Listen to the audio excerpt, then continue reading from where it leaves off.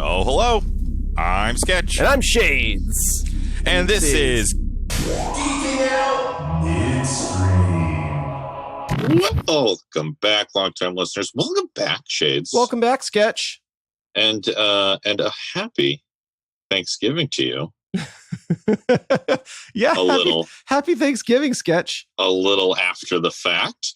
It's a little wibbly wobbly, little timey-wimey. It's a little wibbly wobbly, but that, of course, is what we were celebrating and discussing during our last episode of Geeking Out.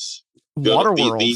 The classic American Thanksgiving movie. Yeah. And, I was thinking about it, too, especially when re-listening to the episode. And, it is a movie about being thankful for what you have. It's a movie of pilgrimage. True. And sailing. I mean, it hit tells all of the story of the first Thanksgiving. It was complete with a massacre at the end. I think we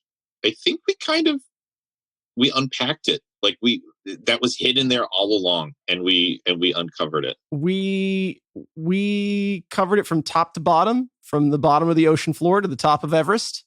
Yeah, we got it all in there, from bow to stern, if you will. I love it. So with Waterworld, I mean, anything. I mean, I was long-term listeners. If you have not listened to the episode, I truly put that one in our top 5. It's up there. That was a great episode. I agree. It was fun to go back and listen to. And it was such a fun movie to do. And what's it called? The Ulysses cut. Yes. If you can find it, worth watching. Oh yeah. If you've got a hot minute or a snow day or stuck at home with your kids and you don't know what to do, pop on the Ulysses cut. It's good family fun. You know what? Just say F it to work one day. Yeah. Just call in and say F it. Yeah. F it. What are they going to do? I'm celebrating Thanksgiving. Festivus. Yeah. For the rest of us. I will say this one thing in re-listening to the episode. Okay. One of our big questions was, where do they get all of these cigarettes from? All these smokes. And I realized there is a throwaway line in the movie to explain it, although it does not explain it well. But after the what do they call the smokers? Obviously, yes. How could I blank on their name? The smokers ransack the atoll that we're most familiar with. There's that Weasley little accountant guy following around Deacon, and one of the things that Deacon asks for is, "Did you find any smokes?" Right, and he says, "No, none here." So I guess that deposits that's one why of the they're raiding all of the atolls. But, I mean, a fresh cigarette has not been produced in this world in 500 years. Yeah. So, I mean, I just can't imagine that they'd be smokable. Yeah. And I don't think you nor I are experts on the matter. No, definitely not. So if anyone out there has right into the show 500-year-old cigarette and lived to tell the tale, right into the show. I was watching a documentary about a paddle boat that sank in the Missouri River, and now it's a cornfield because the Missouri River has moved so much over the last 160 years. But the oldest jar of pickles that have ever been, and it was still sealed, and they have to open the jar periodically and skim out all of the mold. Of course, as one and does. Then pump out all the air and reseal it. When they found it, they did open it, and one of the guys ate a pickle, and he's died. He did have to go to the hospital. I bet he I did. can't remember what the name of the show was, or it's like Paddleboat Cornfield or Cornfield Paddleboat or something. It was on HBO Max. It was a fun view. If you Google the pair Paddleboat Cornfield, Cornfield, I mean the search results are going to be limited. Yeah. I'm sure you're gonna find it. It wasn't the best produced documentary, but it was fun. It scratched my documentary itch after watching the DB Cooper documentary that everybody's talking about. That was good. It was fun. Right. Well, there you go. I recommend There it. you go. So I guess that's Waterworld. Yeah. No take backsies. I stand by everything I said. It was great, and we were so positive about it, so GT positive, and I stand back it. Yeah, I mean, because every once in a while you listen to re-listen to it, and you're like, oh boy, I was obviously like on the high of like just geeking out so hard. Not on this one. On this one, I feel like it was all true. Strong agree, Sketch. Strong agree. So, guys, the holiday season is upon us. It is. And even though the world is nutty, we've gotten a little bit of news, a little bit of geeking news. Disney did their upfronts and basically announced a series for everything you could possibly imagine. Yeah. Disney is obviously the decision has been made. Movies are now a thing of the past. Yep. We're going to start phasing those out. TV series is where it's at. Yep. Streaming services. But you know what? Fine. Yeah. Like I'm okay with it. I'm okay with it. Sketch. I can't imagine. I love movie theaters. I also love for a long time. Like my thing was to go to the midnight show and see a movie by myself in a theater, or like the three people that would go to the midnight show or the last show as they started to phase out midnight shows. Yeah. I don't think I will ever go to a movie theater ever again when this is over. I'm happy to wait and watch it from the comfort of my living room. Yeah. Well, I don't think you're alone in that. I don't either. I think a lot of people are feeling the same way.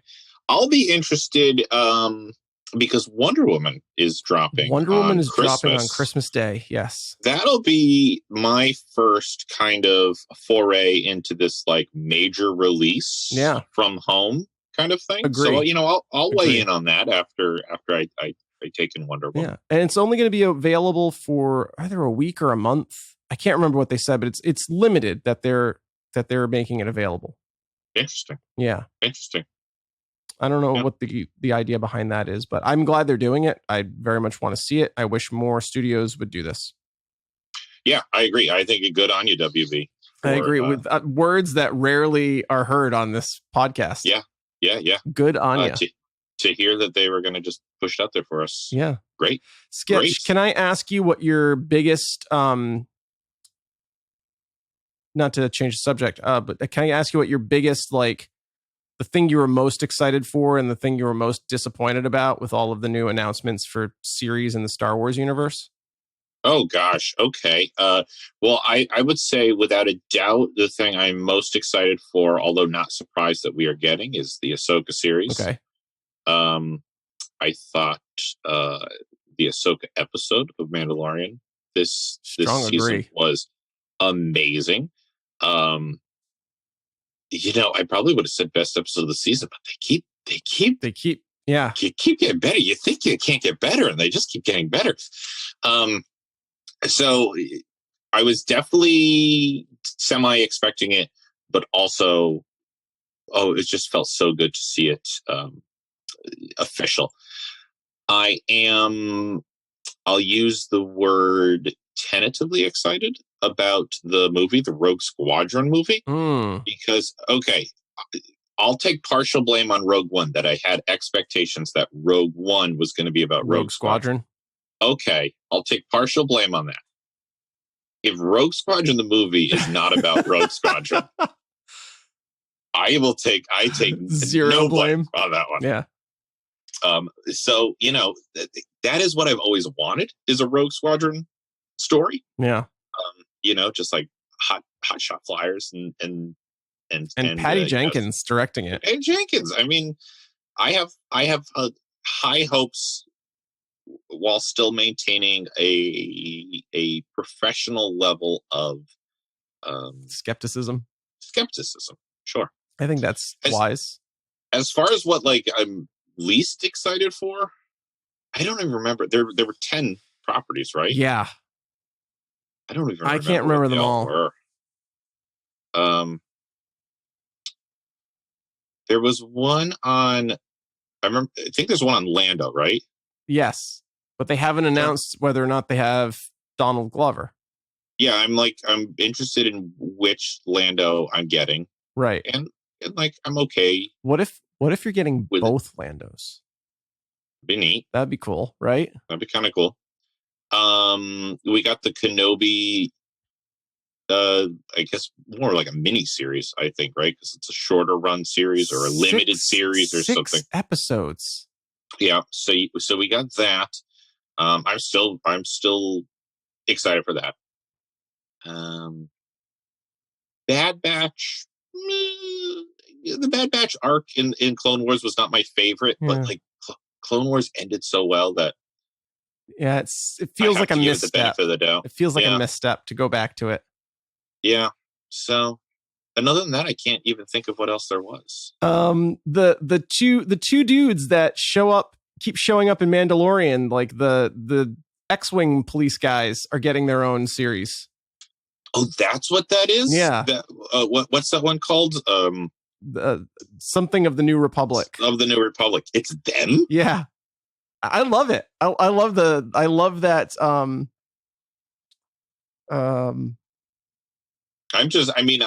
really intrigued. I can't think of the name of the show for the life of me, but I'm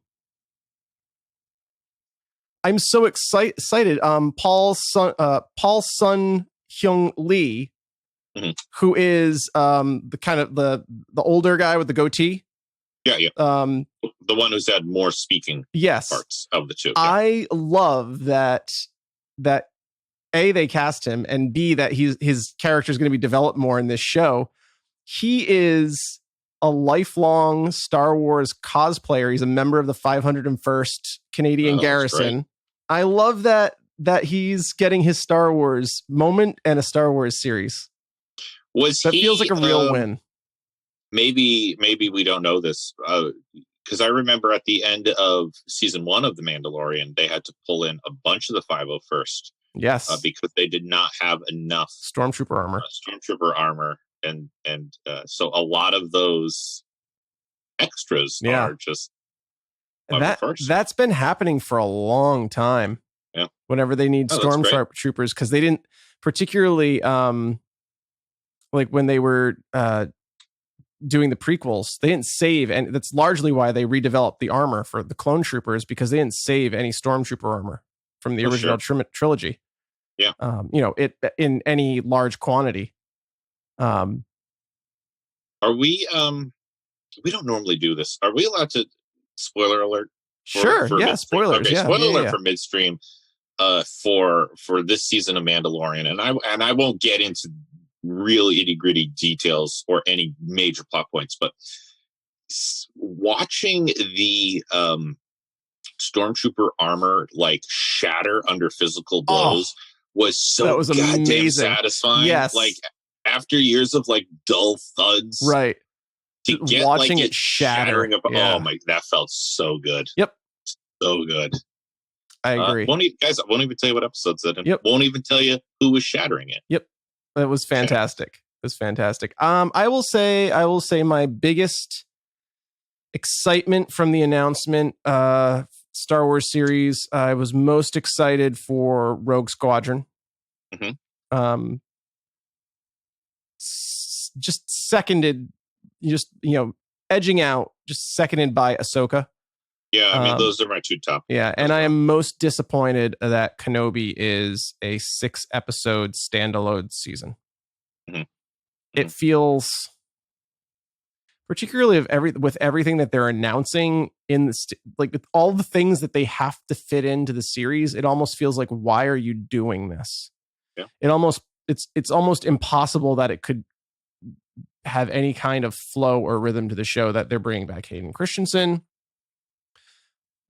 Probably we're going to get an Ahsoka cameo, I would imagine. Yeah, they've already said that she's, Rosario Dawson's showing up across all of the shows. Wow. And we know her character exists in all of these time periods now. Yeah. Darth Maul is going to make an appearance. They've put out casting for a young Luke and Leia. We know his character's leaving Tatooine. It's just like, come on, how are you going to fit A, how are you going to fit this into 6 episodes? B, I almost don't care at this point. Time will tell. Yeah. So I was most disappointed for everything I learned about Kenobi, basically. But Mandalorian is so effing good. Mandalorian is so effing good. Thank you, Mandalorian. It is the bright spot in the Star Wars universe right now. It really is. Like it's. We said this in our Mandalorian episode. I mean, it's the best live action anything that Star Wars has done. We've had. Yeah, and now we're in season 2, and we could have had season 2 slump. We could have had change of direction or ratcheted it up, loss of quality. Yeah, we just went up. Did you imagine we were going to be able to go up? I didn't imagine we were going to be able to go up, and we're going up. We're going up, and they, and of course they announced season 3 of Mandalorian. So yes, sky's the limit. I feel like, yeah, and I will just say on the other side of that, I all of the Marvel announcements. Now here's the thing. I didn't even pay attention to them. Yeah, I think I heard that Loki had like a trailer announcement, but I didn't see Loki. They announced Loki trailer and Loki season 2, that they're going to do a season 2 of Loki, and then all of the other shows are like one season, just things. And I just don't care. Yeah, I just don't care about any. I'm so like and they're announcing things for like acquisitions of all of the Fox characters that they got back. Yep. And so I'm just finding it so impossible to care, which seems, it troubles me. But I read an article recently that's about the commodification, exploitation, and consumption of geek and nerd culture. Mm-hmm. And that's exactly what Marvel feels like. Yeah. Star Wars also to an extent, a lesser extent, but Marvel just feels like the commodification and consumption and then exploitation of these things that people love. Yeah. And not treating it with reverence. Yeah. Do you remember? Well, and I think that's one of the things we love about Mandalorian is that I think it was definitely feeling that Star Wars was going that way as well. Oh yeah. And this small thing was given basically to like a mega fan and was like, fine, do this, Right. We have a cinematic movie universe to focus on. You can have a little series. And kind of like jokes on you. It kind of got made without, in my opinion, nobody was paying attention. Without a lot of strings being pulled and checks that it was had to go through. And we got something banging. Yeah. And so if that was a seed that started growing this garden, then let it grow. Let it grow. Yeah. But Marvel on the flip side of that, I agree with you. I also agree that like it was so much for so long, and then all of a sudden the timing was just unfortunate for them. I mean, from like a business standpoint, that basically, you had Endgame. And then Spider-Man Far From Home to kind of finish that phase, and then COVID shut down everything. And it's like we had such momentum where some people, probably me included, were like watching all of these things because we kind of felt like, well, I can't fall behind. Right. And then all of a sudden we have like a year-long gap where it's like, oh, you know what? Don't think I miss it. Right. I think I'm good. Yep. I think I'm full. Yeah, and on the converse of that, the decision to take the DC EU back to standalone kind of things feels really nice. Even if they do sequels, it's like I don't have to watch interconnected movies to understand a story. Yeah. And that feels really nice. Yeah. The other thing, I mean, we've been doing more older movies that were like, which also feels really nice, interconnected, and it's just like, oh my gosh, remember when a movie started and ended? Yeah. That was just lovely. The last thing I'll just say that I'm most disappointed of, because I know we're going to have to watch it, the Willow series. Mm-hmm. I know we're going to have. Why do we have to watch? Well, I mean, we did the movie. I feel like we owe it to, because we said in the episode sketch, if they were going to reboot Willow and get the original cast back and do it, like put the production that the story deserves into it, that we would, quote, watch the shit out of it. All right. Well, I mean, I was already planning to. We're on the record as saying that. I was planning to watch it anyway. I've already told a friend of mine that we'll have a little viewing party once it finally comes out. Because I like to dream that by the time Willow the series comes out, maybe we can see each other again. You know? I think it's 2023, maybe. I'm on board. You don't have to watch. I'm going to do it. I'm going to remain as objective as I can, and I'm hoping that I enjoy it. Maybe it'll be great. Maybe it will. I mean, I feel like it's a major win for Warwick Davis. Oh, sure. And I hope that Willow the series is a little bit more about Willow than the movie was. And you just jogged my memory. Didn't they announce like an Indiana Jones? They did. Indiana Jones 5. Yeah. That was that was Harrison Ford's stipulation for coming back and doing Force Awakens. Was that they really wanted to do one more Indiana Jones movie, and that was basically, if he did Star Wars, if he came back for Han Solo, they would do another Indiana Jones. Okay. Before they rebooted it or whatever they eventually are going to do with it. Oh, they're going to do something. Of course they are, but we're going to get at least one more outing with Harrison Ford, and hopefully, I mean, it's hard for me to say I'm excited. I've since rewatched Kingdom of the Crystal Skull, and in 2008 when it came out, 2007, I can't remember at this point. I remember just being so defeated and just so deflated. And you've watched it since? I've watched it since, and it's not. I was too harsh on it. I was far too harsh on it. Even Stevens over there, LaBeouf. Shia LaBeouf. He's coming for you. He is. I love this song. That's haunting. Do you ever see the live one? No, the live stage production. I'll put a link. I'll put a link for everybody. It's haunting. There's nothing redeeming about him in that movie.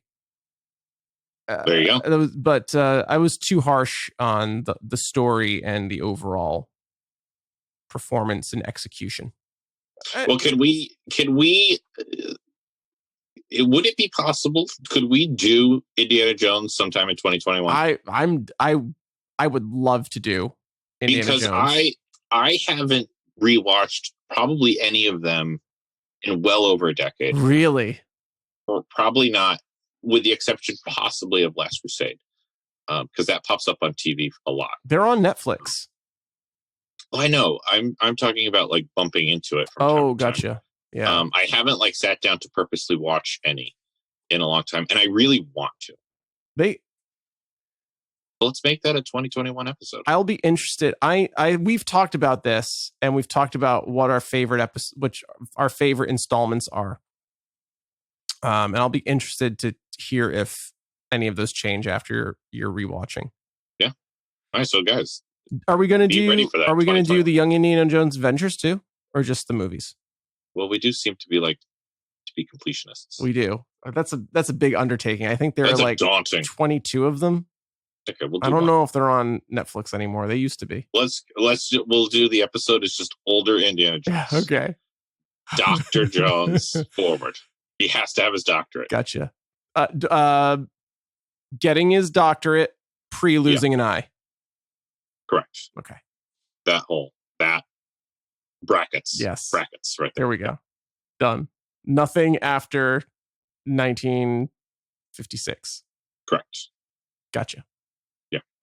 I'm glad we established that. This is the Indiana Jones episode? No, this is not the end. Okay. Guys, that's coming up 2021. 2021. Season 3. Promise. Geeking out. But should we I think so, Sketch. Announce that next week. Oh, guys, I'm excited.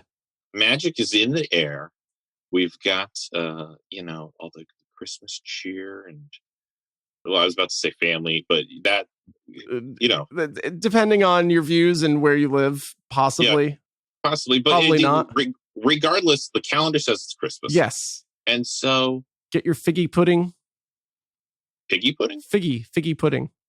Oh, it's made with figs. Yeah, fig pudding. It's in the song. Bacon. Give us some figgy I know. pudding. Have you? Well, see, we're almost. I see what you did there. Piggy pudding. Have you listened to that album before? Yes, the one with John Denver. Yeah. I always remember that. It's a good one. Anyway, guys, you've probably figured it out by now. If we're talking about John Denver, then we.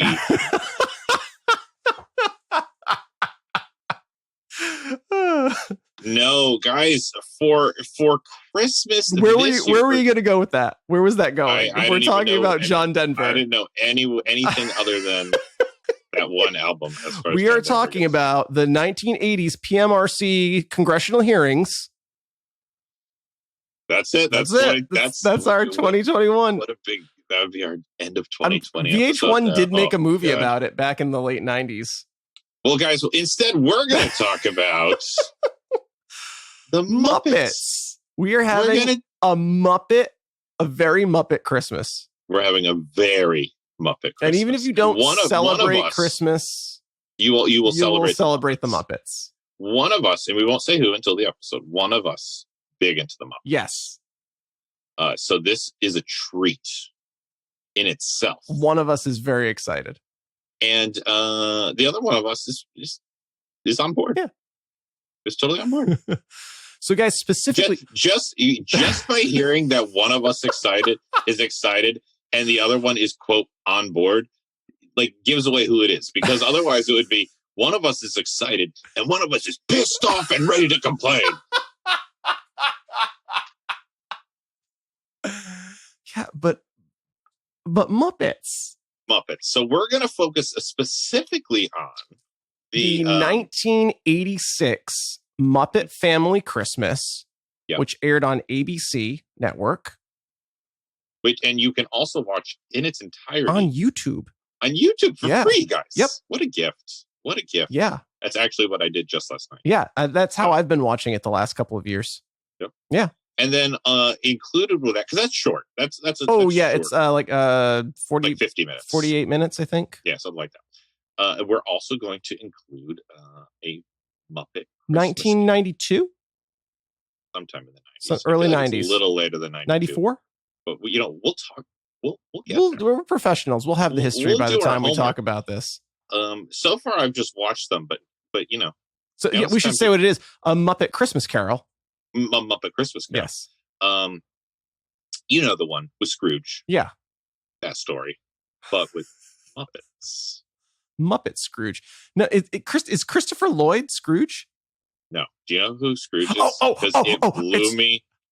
Michael Caine. Away. Michael Caine. Michael Caine. Michael It's Caine. Michael Caine. I'm actually saying Mike Cocaine. Michael Caine. His is a kind of name that you can say my cocaine. It's if you say the words my cocaine, you've said the name Michael Caine the way he would say his own name. Michael Caine. Never. So next week, cocaine, I guess, is the theme for Christmas. No, we're gonna have a very Muppet Christmas. We're gonna talk childhood and Muppet memories and a little bit of Christmas magic. It's gonna be a good time, guys. Long time listeners, you're not gonna want to miss this one. We definitely wanted to go out of 2020 with like a positive, fuzzy, warm note, and I think you're in for a treat. Watch out for the icy patch. Oh, the icy patch gets me every effing year. Every year. It's the icy patch. It's anyway. You know what it is? It's before we get to it, it's if you can dodge a wrench, you can dodge a ball. Oh yeah. It gets it every time. Every time. It's classic comedy. It's classic comedy, and we're gonna unwrap it all next week. So tune in. On a very special Christmas Geeking Out. I can't wait to see the episode art for this one. I've already started it. Okay. I've already started it. So it's gonna be a good one. All right. With that, guys, we'll see you next time.